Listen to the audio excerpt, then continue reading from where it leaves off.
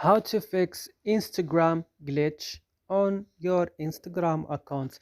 Today guys, I will show you how to fix this issue. Just watch this video until the end. First, you will just open your settings of your phone, and when it's opening, what you cannot do right now, just you will go to app or apps, then you will search for Instagram application. When you found it, you will open it, then you will scroll down to storage, then you will go to the bottom of the screen here on clear data. You will click and you will click OK, and that's it, your problem will fixed. And that's it. I hope this video is useful for you. Do not forget to like, also subscribe in our channel, and see you in another video.